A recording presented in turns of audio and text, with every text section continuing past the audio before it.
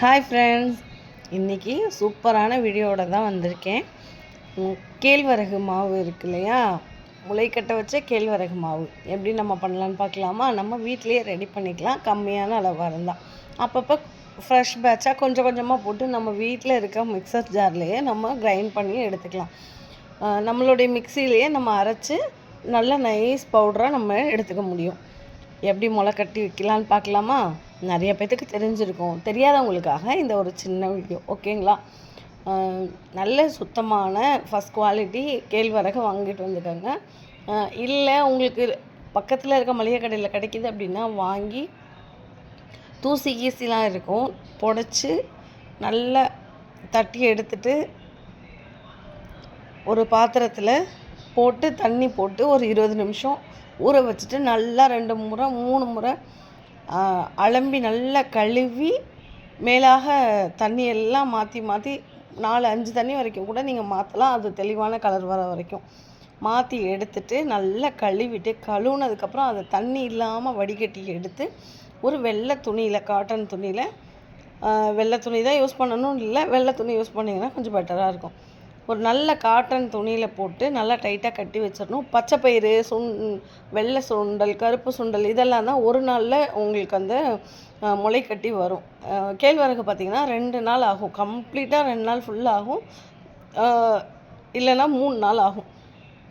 நல்லா டைட்டாக கட்டி வச்சிட்டிங்க அப்படின்னா குட்டி குட்டியாக நெக்ஸ்ட்டு டே 2வது நாள் லேசாக முளை விட்டு வரும். 3வது நாள் நல்லாவே ஸ்ப்ரவுட்டட்லாம் வர ஆரம்பிச்சிடும். அதோடைய முளை கட்டிய அந்த பயிர் வந்து முளைச்சி வர ஆரம்பிச்சிடும்.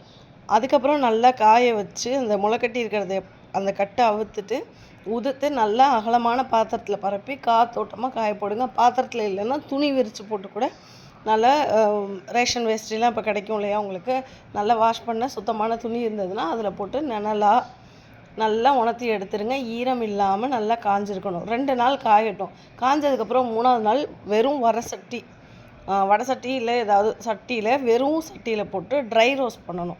வெறுமனே வறுக்கணும். தண்ணி, எண்ணெய், நெய் எதுவுமே போடாமல் வெறுமனே வறுத்து ஆற விட்டு மிக்சியில் போட்டு அரைச்சி சலித்து எடுத்திங்கன்னா நைஸான பவுடர் வந்துடும். அந்த ஜல்லடையில் இருக்கிறத மறுபடியும் போட்டு நம்ம நல்லா அரைச்சி பவுடராக எடுத்துக்கலாம். நல்லா நைஸான பவுட்ரு கிடச்சதுக்கப்புறம் இதை வச்சு வெறும் தோசை வறுக்கலாம். வெங்காயம், பச்சை மிளகா, கருவேப்பிலை போட்டு அடை மாதிரி ஊற்றலாம்.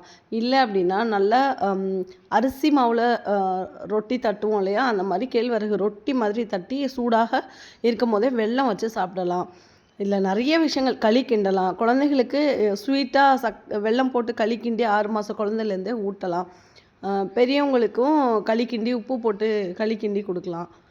லட்டு பிடிச்சி கொடுக்கலாம், நெய் முந்திரியெல்லாம் போட்டு. இதில் நம்ம என்னவா வேணாலும் இந்த பேஸ் மட்டும் வச்சுக்கிட்டோம் அப்படின்னா எப்படி வேணாலும் கன்வெர்ட் பண்ணிக்கலாம். எனக்கு தெரிஞ்சதை நான் சொல்லிட்டேன். நீங்கள் இந்த ராகியை வச்சு வேறு என்னெல்லாம் பண்ணுவீங்க? ராகி லட்டு, ராகி அடை, கேழ்வரகு தோசை, இதெல்லாம் இல்லாமல் வேறு என்னெல்லாம் இதில் ரெடி பண்ணுவீங்க அப்படிங்கிறத என்னோடைய ஷேர் பண்ணிக்கோங்க. நானும் தெரிஞ்சுக்கிறேன், தெரியாதவங்களும் இதன் மூலயமா தெரிஞ்சுக்குவாங்க. கண்டிப்பாக கமெண்ட் பண்ணுங்கள், இந்த ராகியை வச்சு வேறு என்னெல்லாம் பண்ணுவீங்கன்னு. உங்களுக்கும் இந்த மாவு வேணுமாங்க? கண்டிப்பாக கமெண்ட் பண்ணி உங்களுடைய ஆர்டர் ப்ளேஸ் பண்ணிக்கோங்க. தரமாக இருக்கும்.